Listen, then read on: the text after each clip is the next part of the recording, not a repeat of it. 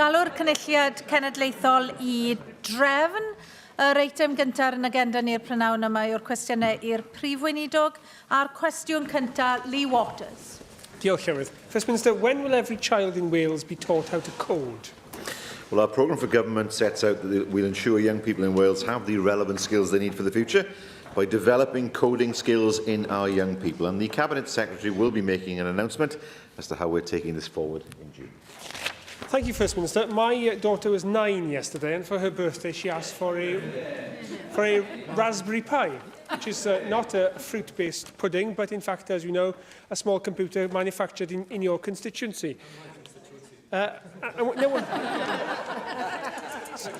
In your area.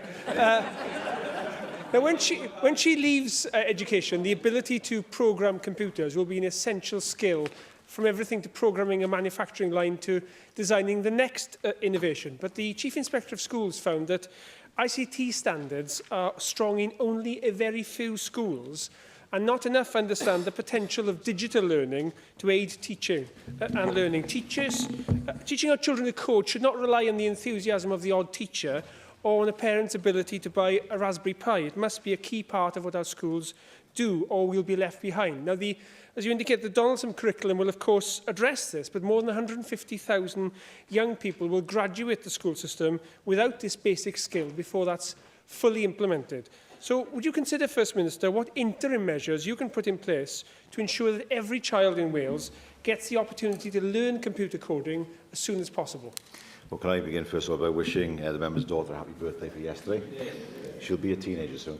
In answer to his question, we do know, of course, we want to encourage coding skills. We fast-tracked the publication of the Digital Competence Framework, which will support the development and embedding of digital skills in everything a young person does in school. Many schools have already introduced coding skills into the classroom. We have invested £670,000 to the Techno Camps and Techno Teach programmes to deliver computer coding workshops to pupils and teachers in secondary schools in Wales, and we've made a commitment to expand code clubs in every part of Wales, and that is before, of course, the announcement next month. Darren Miller. Diolch, Llywydd. First Minister, we do need to be part of the coding revolution. It's important that our young people learn these skills, but of course one of the problems that they've got is being able to do homework in relation to coding, because there is inadequate access to the Superfast Cymru high-speed broadband scheme. You'll be aware that you made a clear commitment in your 2011 Labour Assembly manifesto, which gave a pledge to roll out broadband to all residential premises and businesses by 2015. That was a broken promise, wasn't it? Don't you think that it's about time you delivered on that promise and the others in that manifesto that you didn't keep? Well, our promise is to deliver to 96% of premises by the summer of this year, in contrast to his party, which made no promises at all when it came to broadband, and probably struggled with the very concept of what broadband is. Michelle Brown. Presiding Officer, if we have the money to be spending on IT, wouldn't that money be better spent on literacy and numeracy in schools, which has been failing for a while?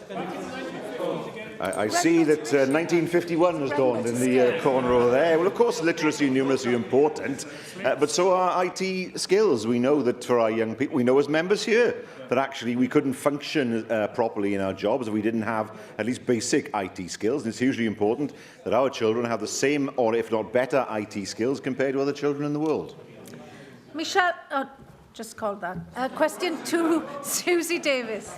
Diolch, Llywydd. Will the First Minister provide details of the oversight that Welsh Government has over debts owed to local authorities by third parties? Well, each local authority is responsible for the collection of its debts as part of its own effective financial management process.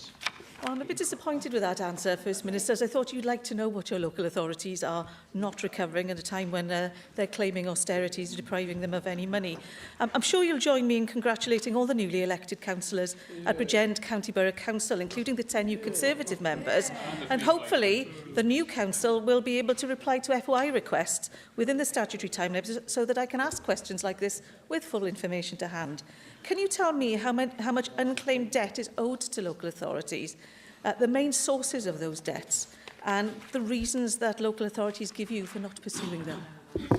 Well, I can say that in 2015 to 16, local authorities collected over 97% of council tax billed, the highest level since this tax was introduced.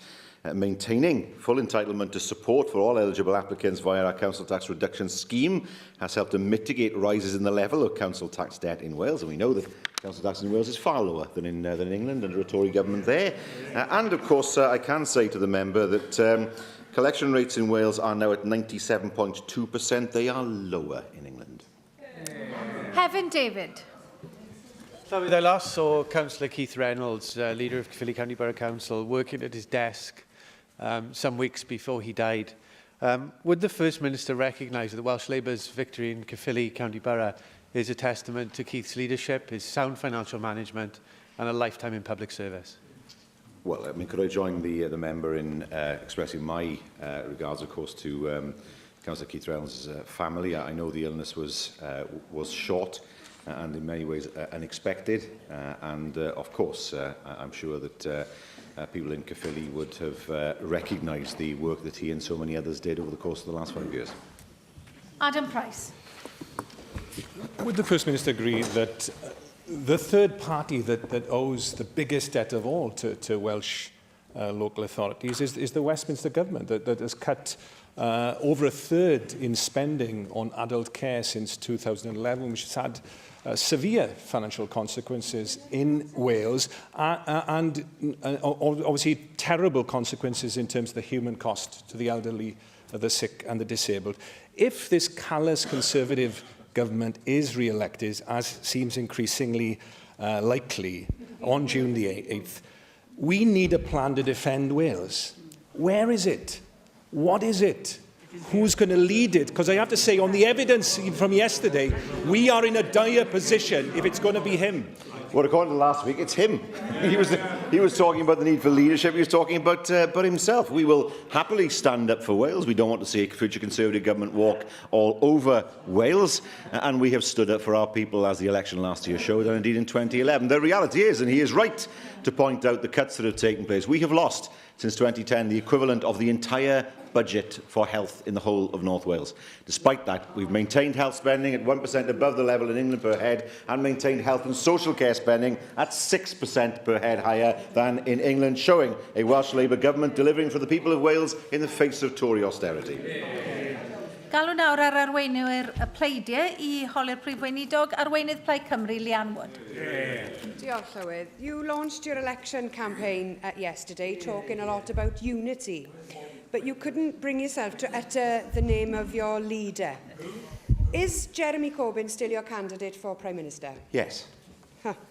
First Minister, yesterday you had a chance to put Wales on the political landscape, but instead, and I'm sure that Theresa May will be breathing a huge sigh of relief, because 3 of your major pledges are devolved, and they were promises made ahead of last year's election. And a 4th pledge on policing could have been devolved if only Labour MPs hadn't had their own way.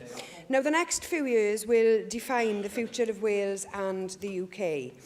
You should have made clear Welsh demands to give Wales a voice, to defend Wales, but you failed to do that. We'll now have to rely on Plaid Cymru MPs.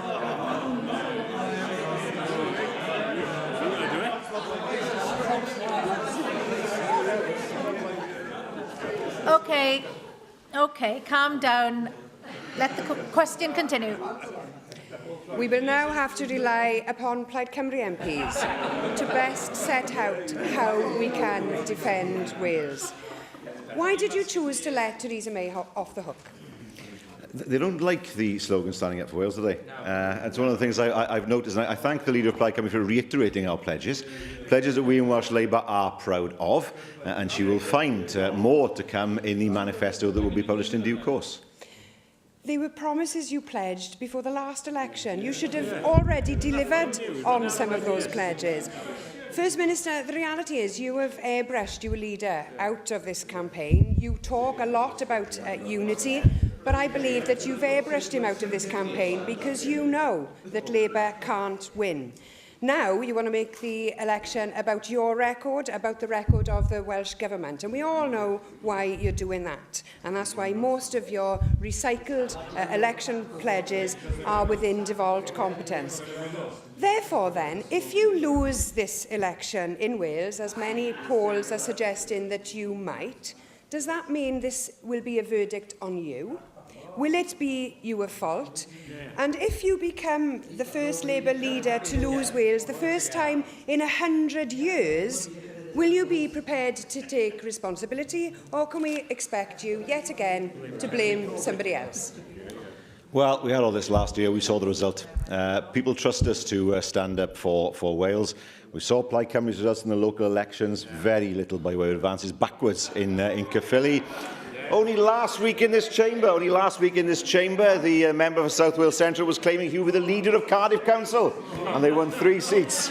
3 seats. He is now claiming that he's not here. I know, and I recognise that, but he is claiming that Cardiff West was a great victory for Plaid Cymru. Well, with 3 seats and Labour on 12, I'm more than happy to concede that victory to them, if that is their definition of it.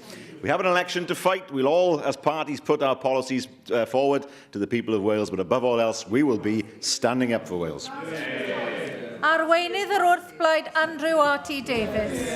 Thank you, Presiding Officer. Last week in the news, First Minister, there were some serious concerns raised about the Towel Van report and the progress being made on the reporting system around the Towel Van disaster, I'd call it, where people were actually, as the previous report talked about, being treated like animals and other shocking revelations, and families showing real concern over the progress that the information that's coming back to them to satisfy themselves over the way their loved ones were looked after. And there has been a call for the mortality report to be brought forward, because Betsy Cadwaladr have identified that some premature deaths could be associated to the levels of care that were around the Towel Van unit on Ysbyty Glan Clwyd. And in fact, the head of the Community Health Council in North Wales has called for this report to be made available because it has been finished. Will you, as a government, commit to making that report available, given that Betsy Cadwaladr are in special measures and you are responsible for that health board? We will give full consideration to that on the basis that we want to be as open and transparent as possible. It's what people would expect. And consideration will be given to releasing that report if that's appropriate. Well, the head of the Community Health Council believes that it is appropriate, to use his words, so it may stop any of this bad practice appearing elsewhere. We know that report is available. It has been concluded. You are spending £5 million a year additionally running Betsy Cadwaladr because it's in special measures, so you are responsible. When families and concerned clinicians want to see this data so they can fully understand what went on within that unit, why on earth are you not allowing that report to come forward? Because it would add a huge amount of comfort to the families and to the individuals who have heard such horrific stories over the care within that unit. And in particular, I draw your attention to the fact that it has already been said patients were treated like animals. Well, the report is, as I understand it, with the independent overseer, and at the right time, consideration will be given to releasing the report. It's important that as much information as possible is made available to those who have seen their relatives suffer and to those who have suffered, in order that lessons can be learned. You're in charge.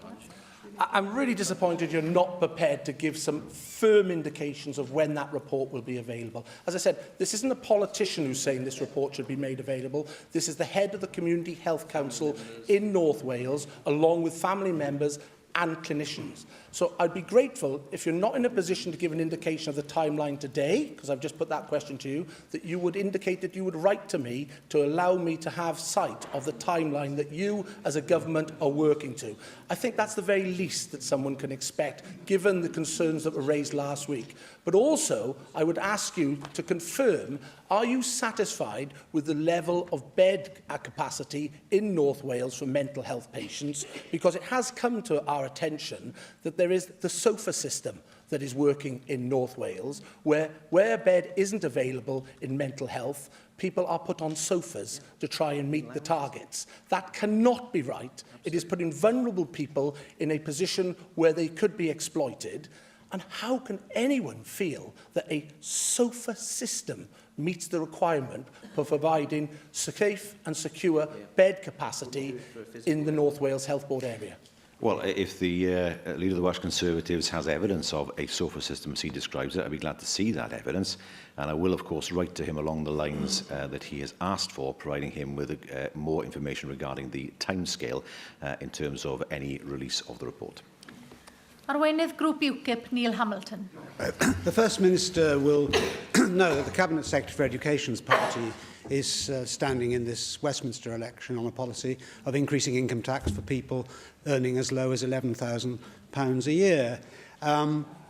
And the Labour Party nationally is apparently going to stand on a policy of increasing the top rate of income tax from 45p to 50p. Does he agree with the Shadow Chancellor that we have a great deal to learn from Karl Marx and Das Kapital? And does he think that raising the top rate of tax is likely to raise more money?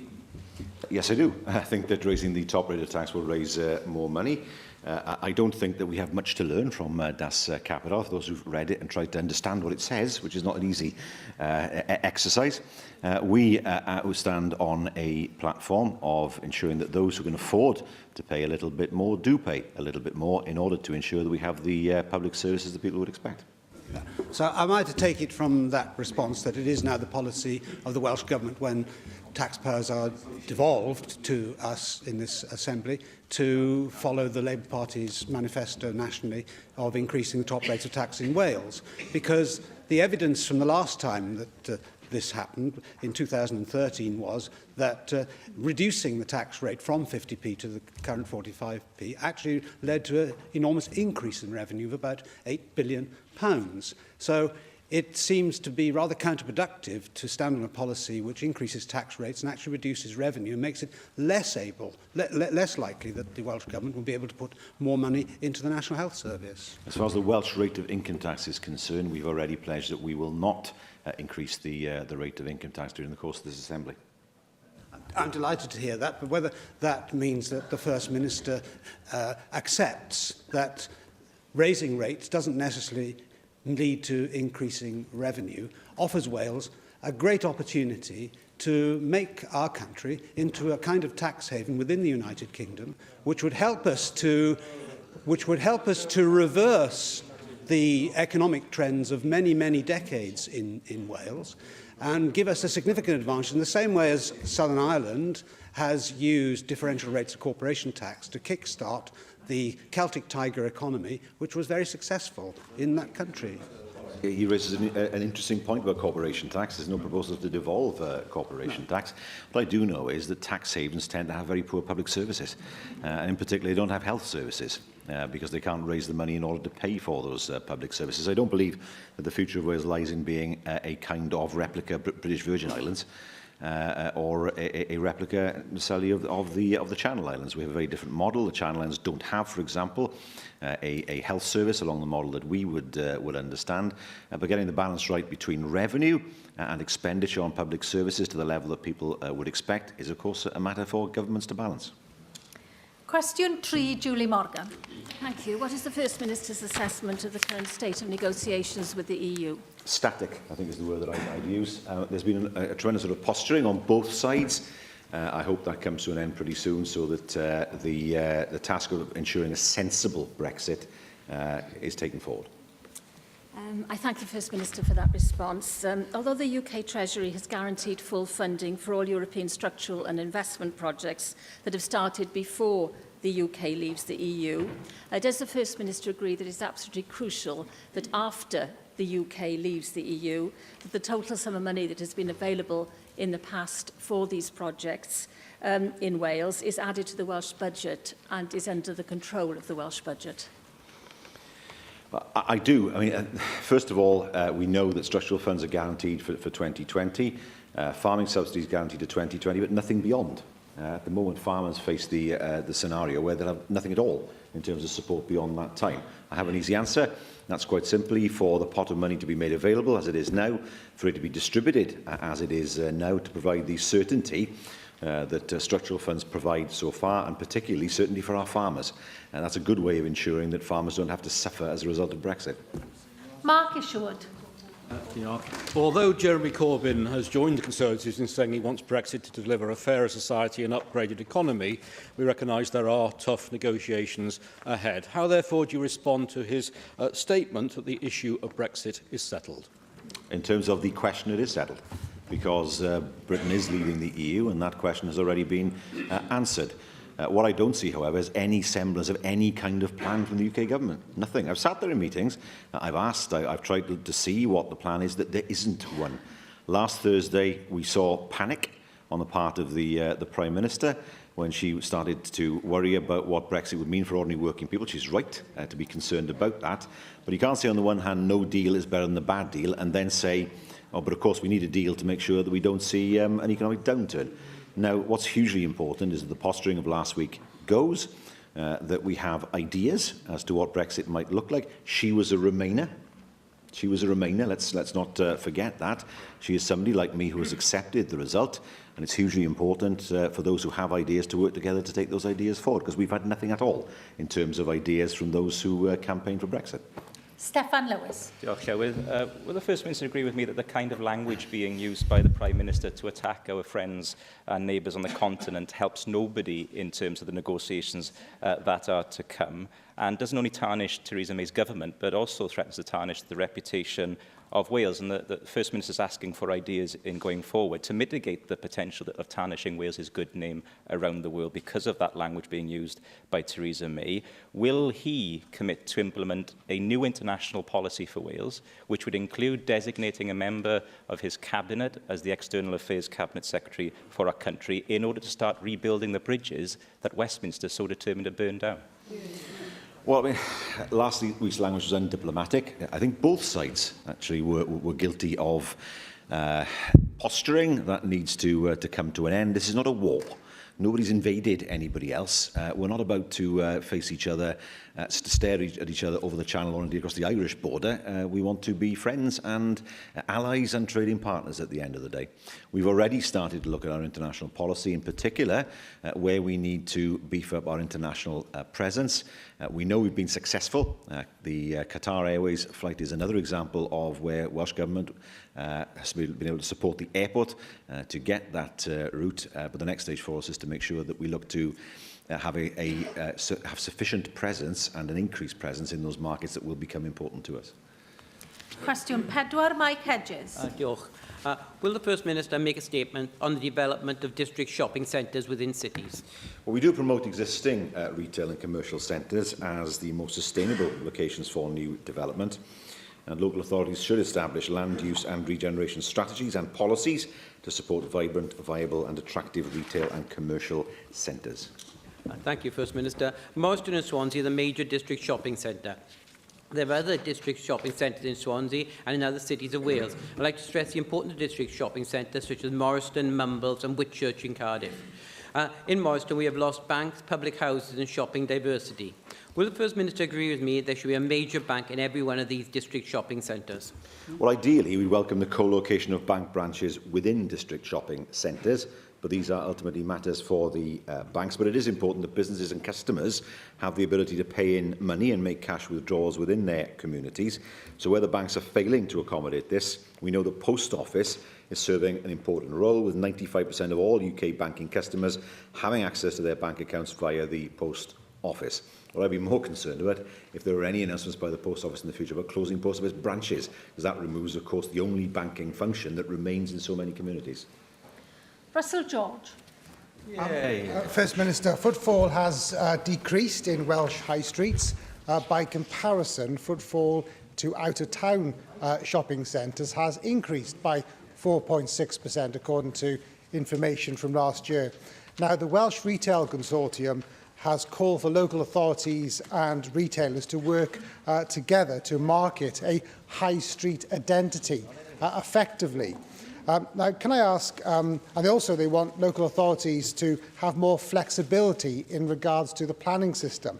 So can I ask you, how do you think the planning system can help to be more supportive to high streets? Well, we know that it's hugely important that local authorities, when they develop their LDPs, look at how they can assist existing retail centres, including high streets. But it's about more than that. It is hugely important for town centres to develop their own identity. How many town centres have a website? If I were to go to a town in Wales, can I find out what's there? Is there a website? Have the traders got their own websites? And of course, the reason why people go to out-of-town shopping centres is the sheer convenience. They're open. And they're open particularly on Sundays when most people these days tend to shop. So it's hugely important that high street retailers look flexibly at their opening hours as well. This isn't 40 years ago when people went to shop in the week, in the daytime, and shops were open. In the main, people are shopping 6, 7, 8 o'clock at night. They're shopping on Sundays when a lot of high streets are closed. So there needs to be some flexibility as well with traders to make sure that they align their opening hours. There's a limit to what they can do as sole traders, but to align their opening hours with the work patterns that people have now, not the work patterns people had, say, 30 or 40 years ago. Hugely important as well as part of the LDP process that sufficient room is given in town centres to more living accommodation and more office space. You have the office workers during the day, you've got the footfall during the day to help the retailers. Gareth Bennett. Lewis.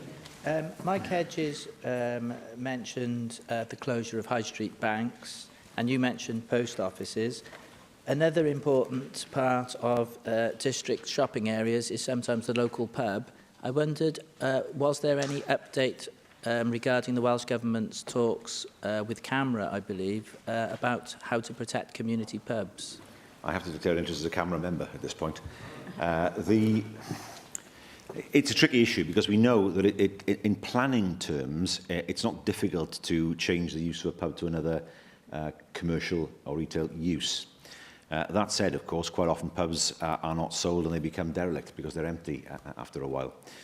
So it's not an easy issue to resolve. We know, even CAMRA itself recognises there are still too many pubs, given people's current social habits.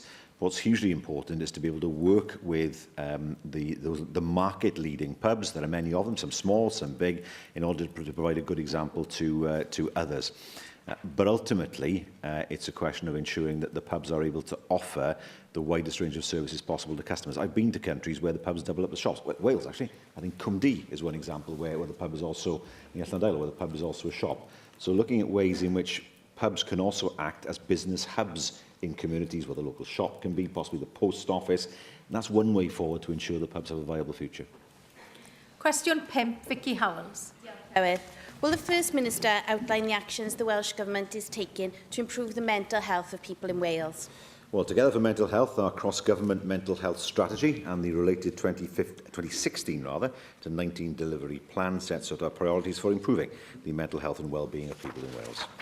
Thank you. 2 weeks ago, I was proud to speak alongside the Health Secretary at the first year celebrations of Valley Steps, a community project which seeks to improve emotional well-being through mindfulness and stress control courses.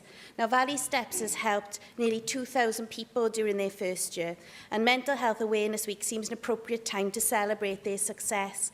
With 1 in 4 people experiencing mental health issues, what best practice can the Welsh Government draw from Valley Steps and promote amongst other health boards across Wales? Well, Valley Steps is an innovative approach. It aims to improve mental health and reduce antidepressant prescribing. And I do congratulate them on reaching their first anniversary. And we are keen to spread the word of innovative models such as this to encourage similar collaboration to support people with mental health problems.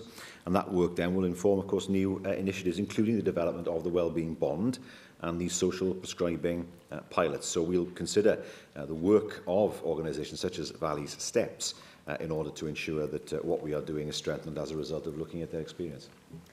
Angela Burns.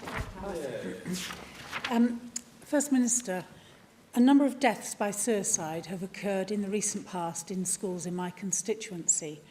Now, earlier this year, the Prime Minister of the United Kingdom made an announcement that every secondary school in England should be offered mental health first aid training, which teaches people how to identify young people who might be developing a mental health issue. And this policy has been very well received by charities and professionals. Especially, and we must remember that many young people do struggle with issues such as anorexia and self-harming, as well as suicidal thoughts. And I just wondered, First Minister, if you might consider a similar initiative to go on in our schools to try to prevent these wasteful deaths. Well, I did note the Prime Minister's announcement recently, which talked about having somebody in every school in England and Wales. I know that was a mistake on her part, and the idea behind what she suggested is one worthy of examination. But of course, what I remind the member is we have a counsellor in every secondary school in Wales already, able to provide that service. I think the trick is not just to provide the counsellor, but to ensure that young people feel able to go and see that counsellor. And that's a more difficult nut to crack. Yes. Actually going to see somebody and people maybe finding out, even though it's confidential, young people see it that way, that can be quite a step for them as well. So we already have the counsellors in schools, but that's not enough of itself. We also need to make sure, of course, that young people are able to access assistance outside school as well, particularly in an environment where they feel comfortable. Rhina Piorwerth. Diolch Llywydd. Ydy'r Prif Weinidog wir yn sylweddoli faint o argyfwng sydd yn wynebu ni o ran gofal iechyd meddwl yng Nghymru? Yn Ynys Môn, dwi'n deall nad oes na rwan yr un ymgynghorydd seichiatryddol ar gyfer cleifion iechyd meddwl rhwng 19 a 65 oed. Mae gweithwyr iechyd meddwl yn gweithio dan bwysau na allan nhw ymdopi a fo. Maen nhw'n ofni I bod nhw'n gorfod gwneud penderfyniadau sydd yn golygu risg I gleifion. Mae diffyg gwlau yn golygu bod pobl yn cael ei gyrru mor bell a Llundain I dderbyn gofal. Mae dwsina o blant a phobl ifanc yn cael ei hanfon I Loegr I gael triniaeth. Mae dros 200 o gleifion iechyd meddwl y gogledd wedi cael ei trosglwyddo allan o Gymru yn y 22 mis diwetha. Mae'r gyfundrefn gyfan ar ei gliniau. Pa bryd mae'r Llywodraeth am weithredu mwyn gwarchod rhai o fy etholwyr mwyaf bregus I? Dwi ddim yn derbyn y ffigurau mae'r aelod wedi dweud yn y siambr. Mae'n rhaid yn gyntaf bod cyllido I iechyd meddwl wedi mlaen I 629 miliwn yn y flwyddyn ariannol I ddod. Hwnnw wrth gwrs wedi cael I warchod hefyd. Mae'r byrdde iechyd wedi cyrraedd I targedu nhw, wedi'n hibio I targedu nhw ynglyn â gwasanaethau iechyd meddwl mewn rai rannau o dros y 12 mis diwetha.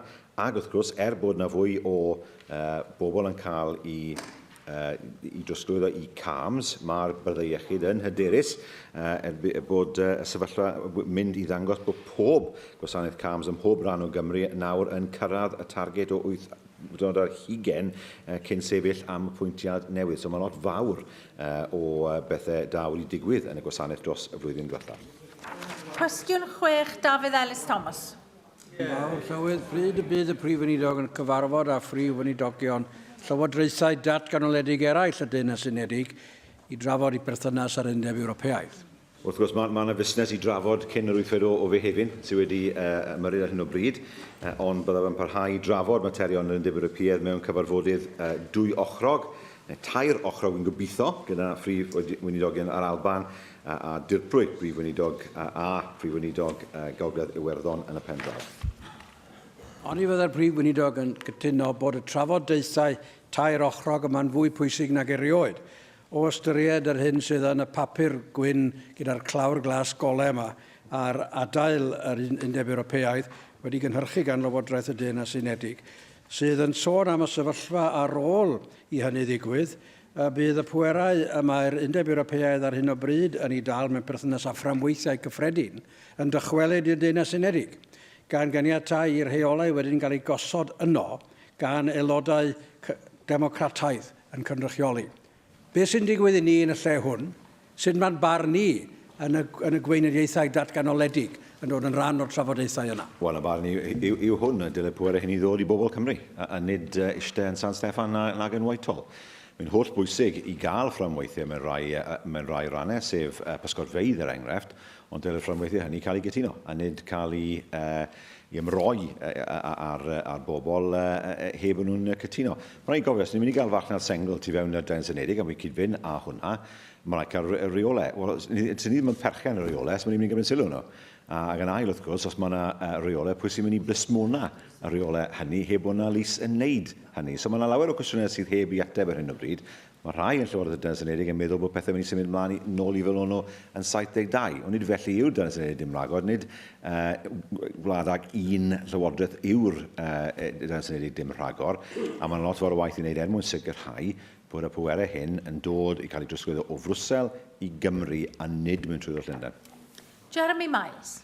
When the External Affairs Committee visited Brussels last year, we met with the Canadian trade delegation, and I was struck by the role of the Canadian provinces in the negotiation and approval of the CETA deal with the European Union. We also know, of course, since then of the role of the Wallonian Parliament in approving the deal. Trade negotiations with the EU and indeed beyond are going to become increasingly important for Wales and the UK, and they're much more than about foreign affairs and Crown prerogative. They're about the bread and butter issues of daily economic life. So does he agree with me that future trade negotiations, both with the EU and beyond, should include a voice for Wales and the other devolved administrations in the negotiation and approval of those agreements, which are so fundamental to our economic well-being? Yes, I do. Even though trade, of course, per se is not devolved, it's hugely important that we have a strong voice, because we may be called on to implement the results of any trade agreement, even though we might virulently oppose any particular part of a trade agreement. So that is hugely important. So, for example, if there were to be a free trade agreement with New Zealand or Australia, that would have a massive impact on our farmers. Even though that's not devolved, I'm sure nobody would argue rationally that somehow we have no locus in putting forward a view in that regard. We heard voices from Australia over the last few weeks saying that it was not possible to have a free trade agreement with Australia and protect the interests of Welsh hill farmers. Well, that I know, because if we have a free trade agreement in terms of agriculture, then for many of our Welsh hill farmers, they will have no future. And so it is hugely important that the Welsh Government and this Assembly is able to express a very strong view and influence and reject, actually, parts of trade agreements that would have a hugely adverse impact on our own farmers. Steffan Lewis. Okay, well, the issue raised by the member for Meirionydd is crucial, and it's been identified for several months now that the future governance of the UK's internal market will give an indication of the future of the constitution of this country. So can I ask the First Minister, what progress has he made in terms of persuading his counterparts in Scotland and Northern Ireland to agree that the future UK internal market should be governed jointly by the nations of the UK and should not be imposed upon us by Whitehall? There are differing views amongst the governments. The view in Scotland is basically, well, independence will resolve the issue. The view in Northern Ireland is mixed. Certainly, I know, I've heard the former First Minister of Northern Ireland say there shouldn't be any state aid rules at all. Now, we have to come to a position, which I think is perfectly reasonable, where we all say where powers are transferred back from Brussels, they come to the devolved administrations. I see no reason why that can't be agreed. And the First Minister of Scotland is in agreement with me on that. So we're in the same position. My view is, and I've not heard a voice dissenting from this, that if we are to have an internal single market, the rules have to be agreed and they have to be policed by an independent adjudication body, not by the UK government. How can the UK government police it anyway? If we decide to ignore them, there's nothing they can do. Now, that's in nobody's interest. We have to have a clear system.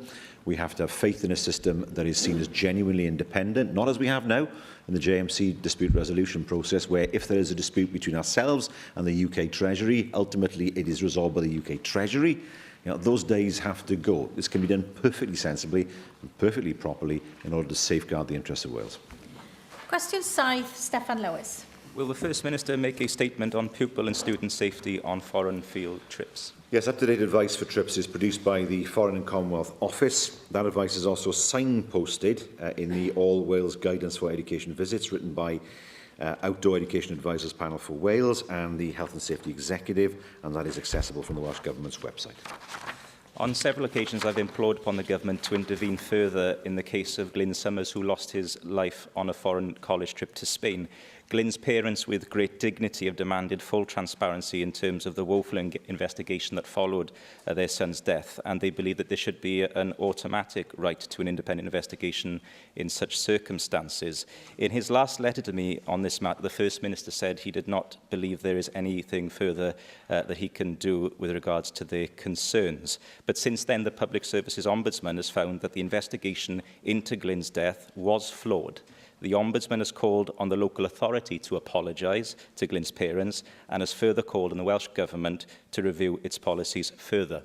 Will the First Minister say sorry, and will he reconsider his opposition to the right to a full and independent investigation into death and serious injuries on foreign field trips? Well, the member misrepresents the position that I gave. First of all, it was an awful event that occurred, and it's been a very hugely difficult few years, as we can all imagine, for Glyn's parents.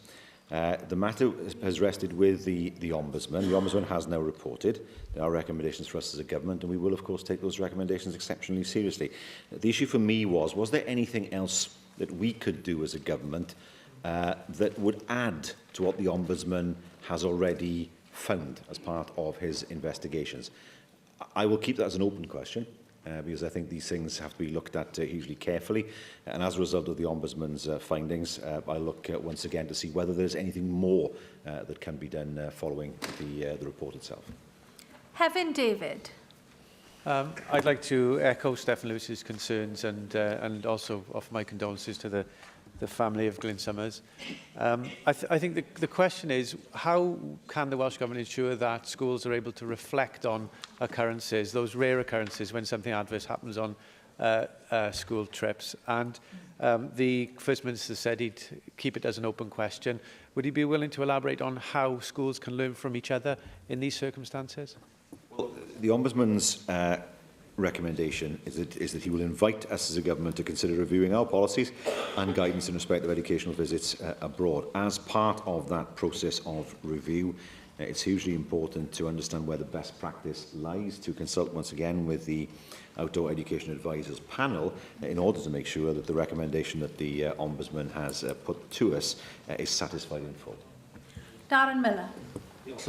I share the concerns which have already been expressed in the Chamber and, of course, the sympathy to the family of Glyn Summers. But would you agree with me, First Minister, that we need to get the balance right here in respect of any changes that might need to be made going forward to improve the risk and risk assessment processes regarding school trips, because we do want people to be able to access an enriched educational experience by taking part in trips. So it's important that any changes to Welsh Government guidance, any local education authority guidance, or indeed any regional consortia guidance, is something which doesn't prohibit trips from taking place, and that it's fair and proportionate to all those taking part. Yeah, I couldn't disagree with the words that the member has used, but in these circumstances there has been a death. It's hugely important that there is as much transparency as possible. There's as much information as possible is used in order to strengthen policies as far as the future is concerned. But yes, of course, nobody would want to see a situation where school trips don't take place because of what are seen as regulations that are overly burdensome. But it is important in the circumstances that we've outlined today that a full investigation leads to a full set of recommendations in order to minimise, we can never remove risk, it's impossible, life is not like that, but to minimise any potential risk in the future. Question 8, Michelle Brown. Thank you, Presiding Officer. Following the enactment of the Wales Act 2017, what further powers should be devolved to Wales? Those powers are to be found in our draft Government and Laws in Wales bill, which we published. Okay, thank you for your answer. I note that earlier you pledged not to increase income tax during the term of this Assembly, but will you also pledge to use your devolved powers to reduce costs to businesses so that employers can start being attracted to Wales and providing much needed jobs? I'm not sure what powers she's referring to. Many of the issues she refers to are not devolved. Business rates are, that's true. But in terms of issues such as national insurance or corporation tax, they are not devolved. We know we'll see some devolution of income tax in the course of the coming year. But from our perspective, we have a very good record. We have unemployment that's lower than England, Scotland and Northern Ireland. And of course, we've just recently had the best figures for foreign direct investment for 30 years. Nick Ramsey. First Minister, as Michelle Brown has just said, the Wales Act, the current legislation, will of course deliver a range of new fiscal powers for the Welsh Government, range from borrowing to income tax powers and stamp duty. Whatever you want to do with those taxes in the future, whether you want to leave them where they are, raise them or lower them, will be dependent on a strong Welsh Revenue Authority. And that's currently in the process of being set up, and the Finance Committee has been looking at that. Are you happy with the progress being made with the development of that authority? And what mechanisms do you have in place to make sure that that progress keeps on track? Because it's clearly vitally important. We have no concerns about the progress of the Welsh Revenue Authority. We know that it will be in place in good time for next year. Of course, we need to ensure that when taxes are devolved, there's an authority in place to make sure those taxes can be collected. We've understood that there's a pressure on government, and that pressure we have met. And we're confident that when the time comes next year, the Welsh Revenue Authority will be in place and ready to start its work. Di Lloyd. Prif Weinidog, will you distance yourself from comments made by Diane Abbott MP, Labour's Shadow Home Secretary, who told BBC Radio Wales last week that the Labour Party did not think it was, quote, right at this time to devolve policing to Wales. Have you asked Diane Abbott why she feels that the Welsh Government, uniquely, is less capable than the Scottish and Northern Ireland executives in terms of delivering police services? The Welsh Government, packed full of Labour elected representatives, as I'm sure you're aware, whereas in fact the Scottish and Northern Ireland executives have no such lumber encumbrances.